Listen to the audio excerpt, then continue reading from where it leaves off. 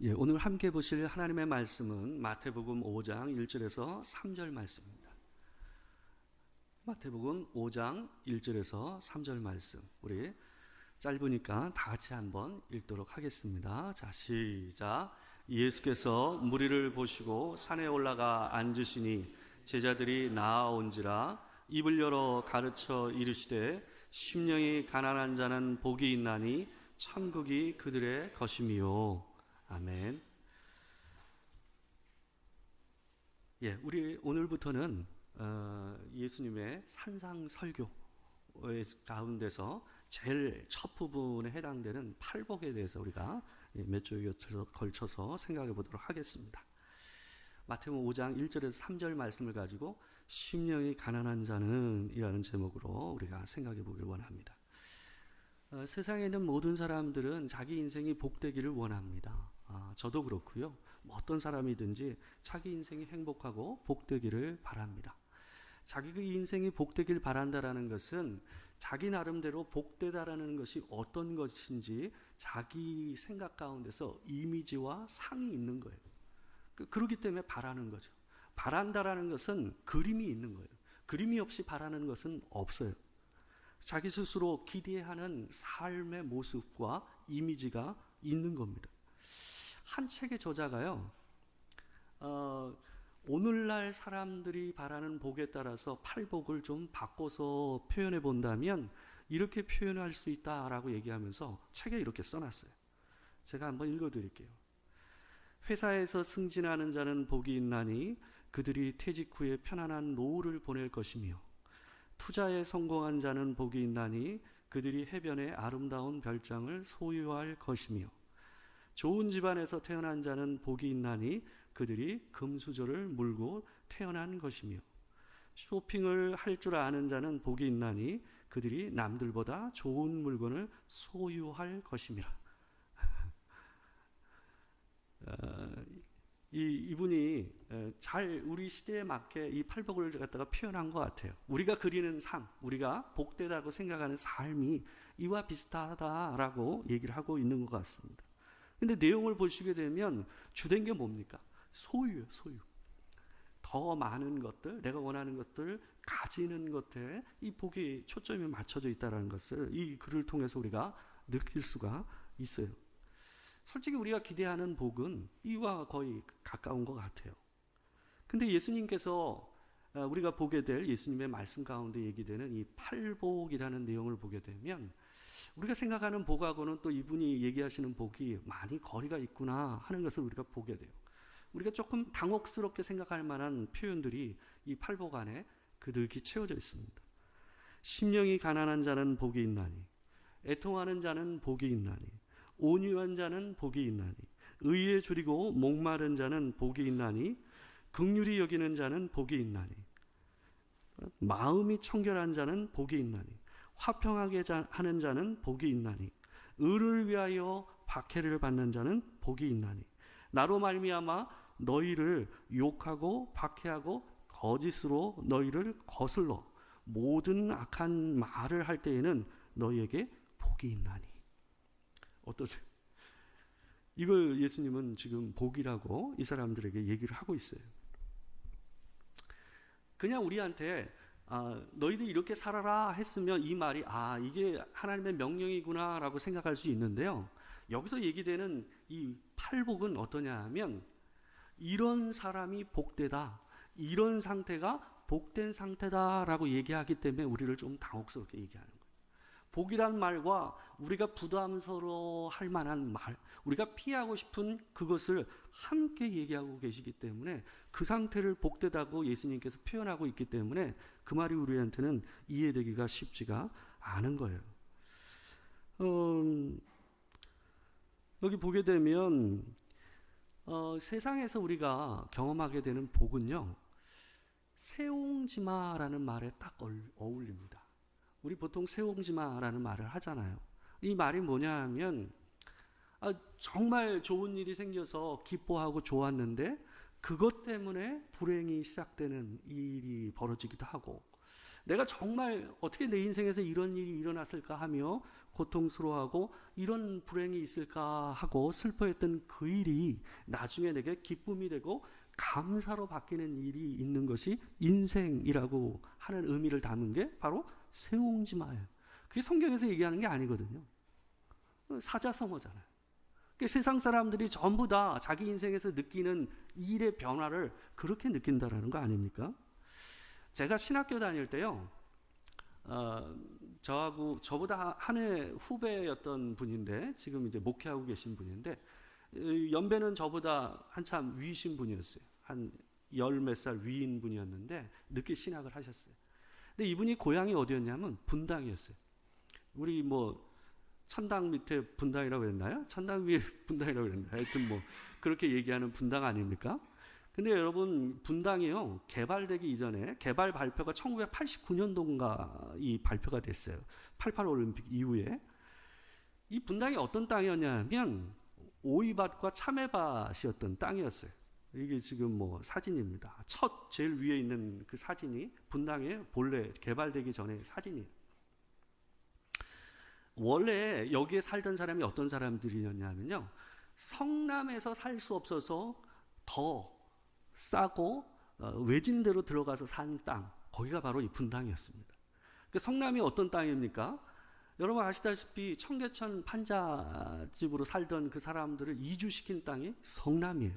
그죠? 근데 그 땅에서도 살 수가 없어서 이주해서 산 땅이 어디예요? 분당이었어요. 그러니까 얼마나 가난하고 그 땅이 값싼 땅이었는가 하는 것을 갖다가 보여주는 거죠.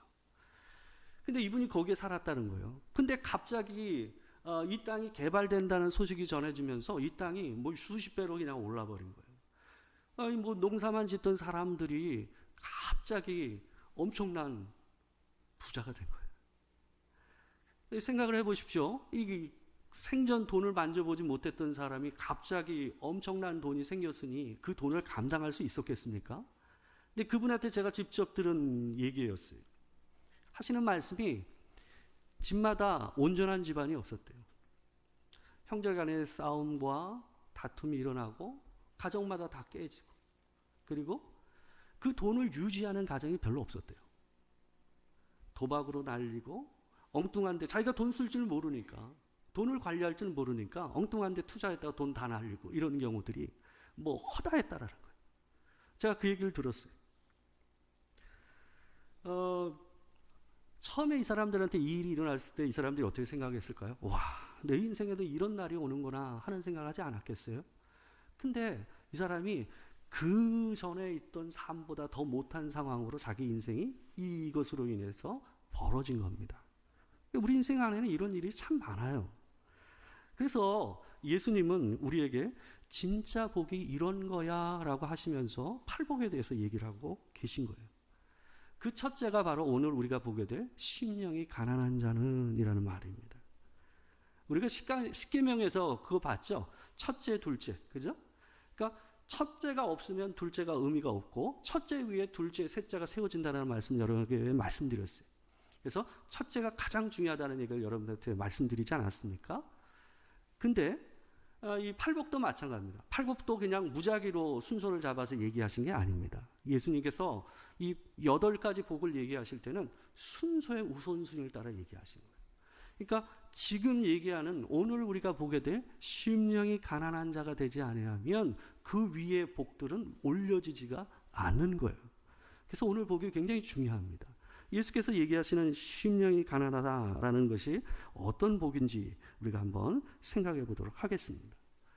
이 심령이 가난하다는 이 말이 생각보다 어렵습니다. 많은 오해를 낳았고 많은 사람들이 가난해지면 복되구나라고 생각하는 경우들도 있었어요. 그래서 옛날에 일부러 가난한 길을 갖다 선택한 수도사들과 많은 사람들이 있었습니다. 근데 예수께서 의도하신 얘기는 그런 게 아니에요. 여기서 심령이 가난한 자는 복이 있다라고 얘기했을 때의 가난은 예수님께서 우리가 추구해야 할 삶의 목표로 얘기하신 게 아니에요. 가난이 미덕이고 가난이 유익이다라고 예수께서 얘기하고 계신 게 아닙니다. 가난을 경험해 보신 분은 아시잖아요. 가난이라는 게 얼마나 우리를 배고프게 하고 우리를 초라하게 합니까? 저도 부유해 본 적이 없으니까 저 어린 시절부터 저도 뭐 가난했기 때문에 가난이 뭔지를 저도 좀 알아요. 뭐 절대 빈곤에서 제가 살지는 않았지만 가난이 어떤 건지 알아요. 제가 가난해 보니까 그냥 가난해 가지고는 그 가난이 나를 슬프게 하지는 않아요. 그 가난이 제가 슬프게 할 때는요, 제가 가난 때문에 울어본 거는 제 가족하고 관계될 때 가난이 눈물 나게 하더라고요. 그냥 가난이 올 때는요, 그거 견딜만 해요. 뭐 혼자 사는 게 그게 뭐 어렵습니까? 근데 그 가난으로 인해서 내 자식과 내 아내와 내 형제를 돕지 못하고 그들이 어려운 그 상황을 맞닥뜨리는 현실이 우리를 울게 만드는 거예요. 그래서 가난은 가족과 관계되면 참 힘든 문제가 돼버려요. 그러나 오늘 본문에 얘기하는 이 가난이라는 말은 조금 더 구체적으로 생각할 필요가 있어요. 여기에 나온 가난이라는 이 푸토코스라는 이 헬라어는 다양한 가난을 다 의미할 수 있어요. 가난 안에도 스펙트럼이 넓잖아요. 그죠? 그러니까 우리가 지금 현재 살고 있는 사람들이 느끼는 가난은 상대적인 빈곤입니다. 그죠? 절대 빈곤은 지금 별로 없어요. 우리 밥 못 먹고 사는 사람 없잖아요. 근데 옛날에 우리가 느꼈던 가난, 우리 부모 세대가 느꼈던 가난은 어떤 가난이에요? 절대 빈곤이에요. 밥을 못 먹는 거예요. 굶기를 밥 먹듯이 했단 말이에요. 그게 절대 빈곤이죠. 근데 오늘날 우리가 느끼는 가난은 상대적인 빈곤이에요. 남에 비해서 내가 누리지 못하는 삶에 대해서 상대적인 박탈감을 느끼는 가난이란 말이에요. 그죠? 이와 같이 가난은 여러 가지 스펙트럼이 있어요. 이 푸토코스라는 말도 그런 다양한 가난을 의미할 수가 있습니다. 근데 오늘 본문에서 이 푸토코스라는 이 가난이라는 말을 통해서 예수님께서 얘기하시고자 하는 것은 한 가지 가난을 얘기하고 계세요. 예수님을 따라다녔던 많은 사람들은요, 그 중에 대다수가 어떤 사람이었냐 하면 절대 빈곤에 처해 있었던 사람들이었습니다. 그냥 상대적인 빈곤감이 아니었어요. 그냥 가난하다 이게 아니었어요. 그 예수님을 가장 많이 사람들을 따랐을 때가 어느 때냐면 오병이어 사건일 때입니다. 남자만 5천 명이 넘었다 그랬잖아요. 그죠? 그러면 아이들과 부녀자들까지 합치면 10,000명이 훌쩍 넘었을 거란 말이에요. 그죠? 근데 그 장면에서 우리가 인상 깊게 볼 수밖에 없는 것은 먹을 것이 있는지를 갖다 찾아보라고 일부러 예수님께서 시키셨잖아요. 그죠? 근데 찾은 거라고는 뭐였어요? 오병이어였어요. 그러니까 한 아이가 가지고 있었던 도시락 그거 하나밖에 없었던 거예요. 광야에 왔어요. 광야. 아무것도 없는 곳이에요. 근데 그곳에 오면서 자기 아이들과 가족과 함께 그 길을 따라오면서 어떤 먹을 것도 준비하지 않고 오는 가정이었어요. 왜 그랬을까요? 챙길 게 없는 가정이었던 거예요. 챙길 게 없는 가정. 뭐예요? 홈리스였어요. 거지. 거기에 몰려있었던 수많은 사람들의 대부분이 뭐였어요? 절대 빈곤의 상황에 있었던 사람들이에요. 지금 예수님 앞에 이 산에서 둘러앉아서 예수 그리스도의 팔복이라는 말씀을 듣고 있는 사람들 가운데 상당수가 그런 가난한 처지 가운데 있었던 사람들이었어요. 그들을 향해서 예수님께서 가난한 자는 복이 있나니 라고 얘기하면서 복을 얘기하고 계신 거예요. 누가복음을 보게 되면 동일한 본문을 갖다가 누가는 이렇게 얘기했어요. 예수께서 눈을 들어 제자들을 보시고 이르시되 너희 가난한 자는 복이 있나니 하나님의 나라가 너희의 것이며. 여기에는 뭐가 없어요. 그죠? 그냥 가난한 자는 복이 있나니 라고 그냥 아마도 예수님께서는 그 당시에 이렇게 얘기했을 가능성이 높습니다. 근데 마태는 이 말에서 예수님의 말씀하신 뉘앙스를 놓칠 가능성이 있기 때문에 하나님의 말씀을, 예수 그리스도의 말씀을 분명하게 그들에게 의도를 전달하기 위해서 주석을 달았어요. 마태복음 5장 3절 오늘 우리가 읽었던 본문을 보게 되면 뭐라고 되어 있어요? 심령이 가난한 자는 복이 있나니. 그러니까 여기서 예수님께서 얘기하신 가난이라는 것은 단순히 우리가 생각하는 그런 의미에서 가난이 아니에요. 진짜 절대 빈곤의 가난이긴 하지만 그 가난을 통해서 예수께서 얘기하고자 하는 뉘앙스와 의도가 따로 있었다라는 것을 마태는 이렇게 표현하고 있는 거예요. 더 분명하게 예수님의 의도를 이렇게 표현했던 겁니다. 오직 하나님만 바라보게 하는 가난. 일단 일반적인 그런 가난이 아니라 절대 빈곤의 가난. 어떤 사람도 어떤 것도 자기의 가난의 문제를 해결할 수 없다라는 생각하에서 하나님을 향해서 그분의 도우심을 구할 수밖에 없는 가난, 그것을 심령이 가난한 자라는 말로 표현하고 있는 거예요. 그래서 유진 피터스는 이 구절을 메시지라는 성경에서 이렇게 번역을 했어요. 우리 같이 한번 읽어볼까요? 시작. 벼랑 끝에 서 있는 너희는 복이 있다. 너희가 작아질수록 하나님과 그분의 다스림은 커진다. 가난이란 말이 있어요, 없어요? 없잖아요. 이게 진짜 예수님께서 의도하신 말이에요. 심령이 가난한 자라는 말은 뭐예요? 자기가 벼랑 끝에 서 있는 거예요. 인생의 벼랑 끝에 서서 도저히 하나님 외에는 내 인생의 문제를 해결할 수 없다라고 생각하며 하늘만 바라보고 그분의 이름을 부를 수밖에 없는 영적인 상태를 뭐라고 얘기하는 거예요? 심령이 가난한 자라고 얘기하고 있는 겁니다. 어설픈 가난은 삶에 대해서 불평을 하게 만들어요. 우리가 느끼는 상대적인 빈곤감이 대부분 그렇습니다. 하나님을 찾기보단 오히려 하나님을 원망하게 하는 가난인 경우들이 많아요. 우리는 삶의 문제 앞에서 우리가 하나님을 찾는데 꽤 시간이 걸려요. 우리 인생 안에 삶의 문제, 내가 괴로워하는 그 문제가 내 인생 안에 들어왔다고 해서 여러분 바로 하나님께 엎드리세요? 하나님 찾으세요? 안 그래요. 사람들은 대부분 자기가 생각하는, 자기가 해결할 수 있는 모든 방법을 다 해본 이후에 도저히 이제는 할 수가 없겠다 하는 그 순간에 하나님을 찾아요. 그게 우리입니다. 그래서 예수님께서 절대적인 빈곤과 가난 가운데 허덕이는 이들을 향해서 그들에게 얘기하고 있는 거예요. 너희가 정말 어떤 소망도 없이 사는 이 하루하루를 굶어가며 한 끼라도 먹기를 바라며 사는 그 인생이지만 그럼에도 불구하고 너희가 그 대안이 없기 때문에 하나님을 찾을 수 있으니 너희가 복되다라고 예수께서 그들을 향해서 선언하고 계신 거예요.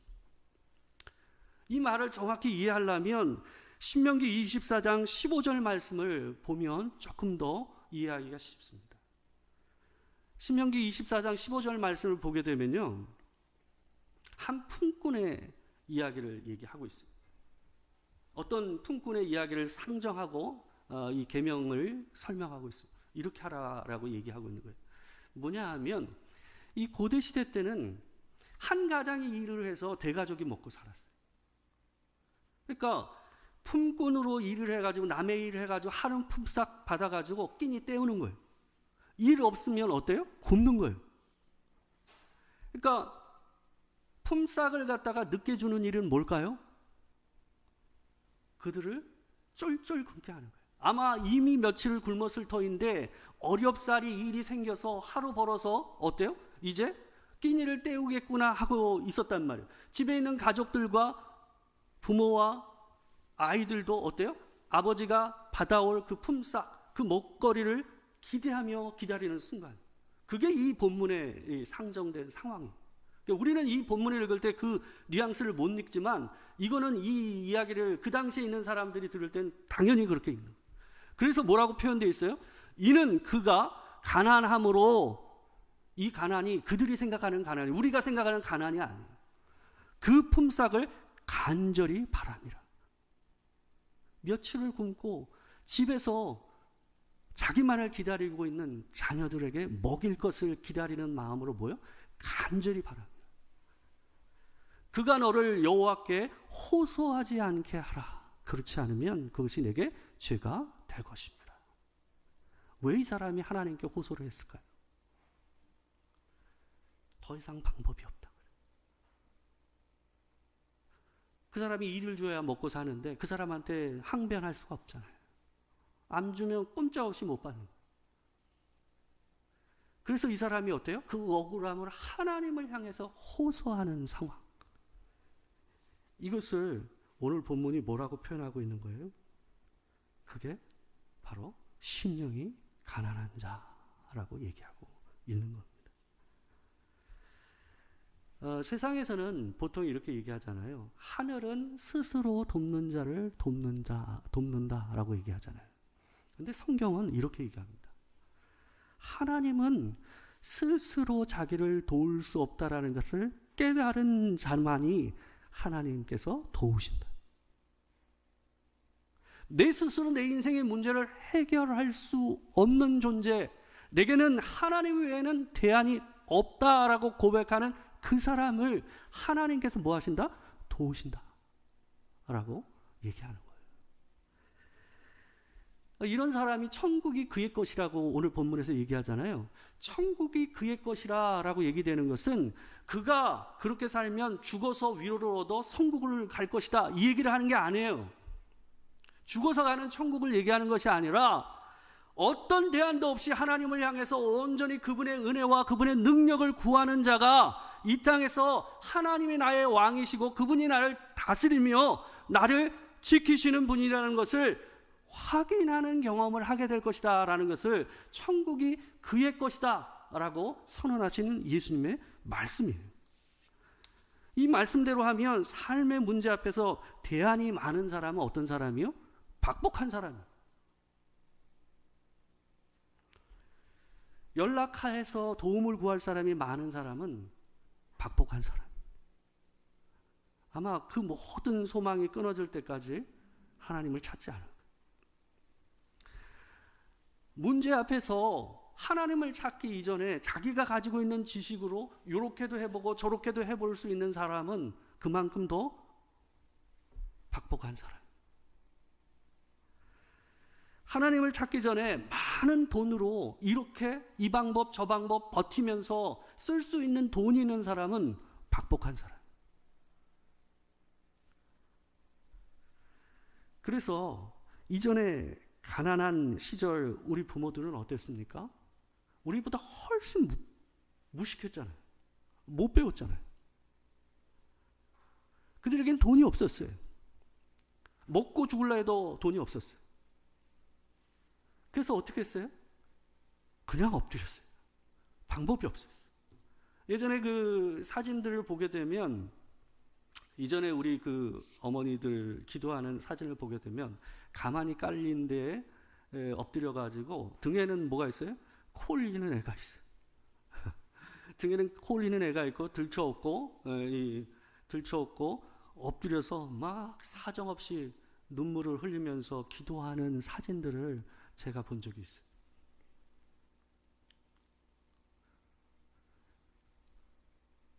저도 제 어린 시절을 생각해 보면 제 사춘기 시절 때 답이 없었어요. 뭐로도 해결할 수 없는 고통이 있었어요.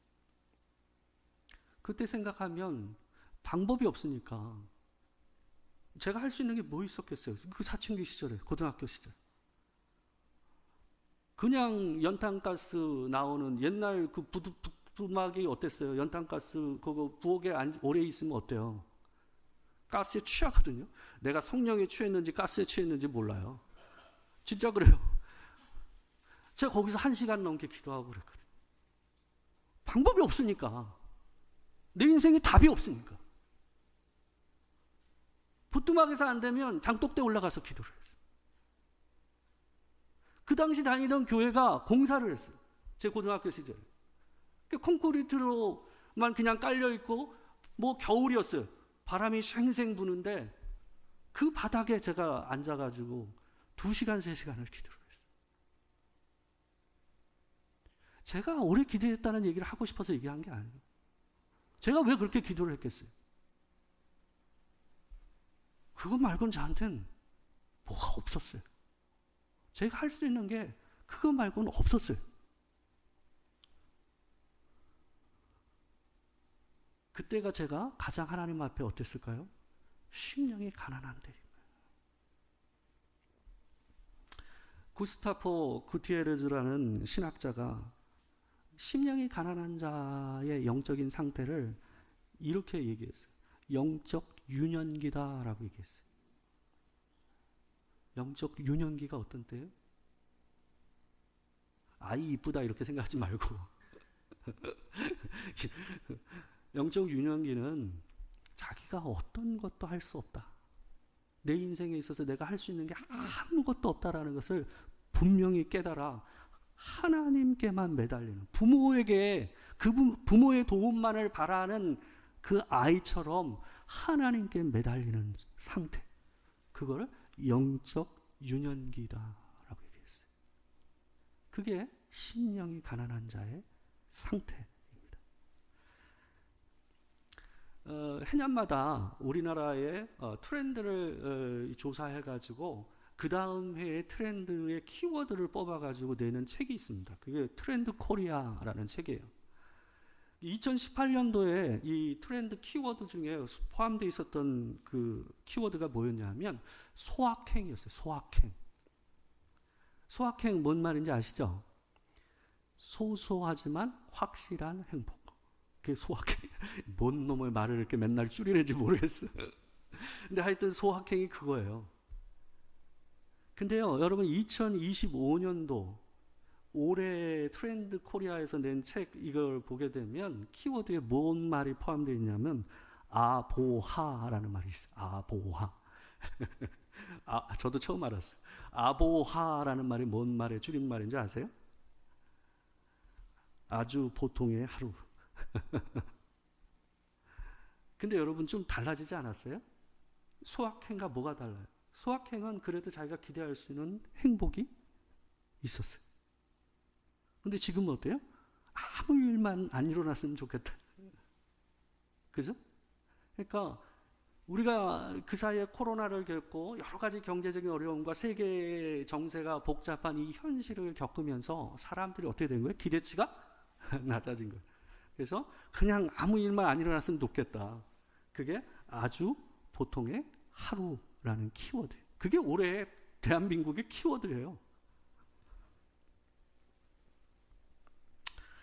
근데 여러분 인생에서 아보하가 있어요. 여러분도 그렇고 저도 그렇고 아보하가 됐으면 좋겠습니다. 근데 인생이 그렇지가 않잖아요.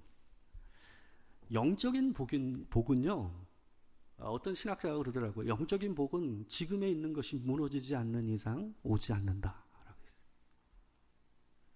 지금 내 몸을 실어서 기대고 있는 지팡이가 부러지지 않으면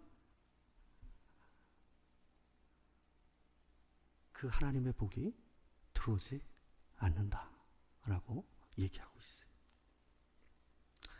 맥스 루케이도라는 유명한 이 목사가 있습니다. 그 사람이 이 심령이 가난한 자의 상태를 이렇게 서술을 했어요. 책에서 이렇게 썼습니다. 우리 같이 한번 읽어봅시다.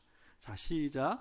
하늘의 복이라는 보석은 부유한 심령이 아니라 공공에 처한 가난한 심령들에게 주어진다. 정복하는 자가 아니라 정복당하는 자에게 주어진다. 그들은 어깨에 힘을 주고 의지되기보다는 은혜를 구걸하는 자들이다. 그러므로 하늘의 복으로 향하는 첫걸음은 자신을 도움이 필요한 자, 도덕적으로 영적으로 파산한 자로 여기는 것이다. 우리 밑줄 진 부분 그러므로 이하만 한 번 더 읽어보겠습니다. 자, 시작. 그러므로 하늘의 복으로 향하는 첫걸음은 자신을 도움이 필요한 자, 도덕적으로 영적으로 파산한 자로 여기는 것이다. 이 과정을 통과하지 않고는 어깨가 축 처져서 목은 땅을 바라보는 그 영적인 상태가 되지 않고서는 하나님을 만나는 복을 누릴 수 없습니다. 주께서 얘기하는 팔복의 시작은 이렇게 시작돼요. 우리의 영적인 갈급함이 살아나야 하나님께서 주시는 그 하늘의 복으로 우리의 인생이 하나둘 채워질 줄 믿습니다. 우리 함께 기도하겠습니다. 우리 한번 조용히 한번 기도합시다. 하나님 앞에 본인의 영적인 상태를 바라보며 기도합시다. 주님, 내가 하나님 앞에 과연 심령이 가난한 자로 서 있습니까? 하나님만이 내 인생의 대안입니까? 우리 함께 기도하겠습니다. 사랑하는 주여, 아버지, 주 앞에 부끄러워 하나님 앞에 이미 배불러 있고 기름진 아버지 하나님 앞에 무엇도 부족함이 없는 것처럼 느껴지는 인생, 어깨엔 힘이 들어가 있고 목은 뻣뻣이 터있어 하나님을 향한 갈급함도 없고 하나님을 향한 눈물도 없는 인생이 이 자리에 서 있습니다. 하나님, 우리를 용서하여 주시옵소서. 참으로 어떤 것도 기댈 것이 없고 스스로 내 인생에 해결할 수 있는 게 아무것도 없다라는 것을 깨달아 오직 어린아이와 같이 주를 찾고 주님 앞에 엎드리는 마음으로 아버지 주님을 찾는 그런 마음이 우리 안에 회복되게 하옵소서. 지금 내가 대안으로 가지고 있는 것, 의지하고 있는 지팡이가 무엇입니까? 아버지 안에는 의지하고 있는 그 무엇을 부러지는 경험을 하게 하시고 진정으로 의지해야 할 하나님을 의지하고 하나님을 바라보는 인생을 살 수 있도록 하나님 우리를 도와 주시옵소서. 그 복된 길, 그 영광의 길을 우리에게 허락하여 주시옵소서. 하나님 도와 주시길 소망합니다. 사랑하는 주님, 복 없는 자가 이 자리에 서서 하나님의 말씀을 전했습니다. 심령이 가난함을 잊어버린 자가 하나님 앞에 서서 설교했습니다. 주여, 우리를 용서하여 주시고 우리를 불쌍히 여겨 주시옵소서.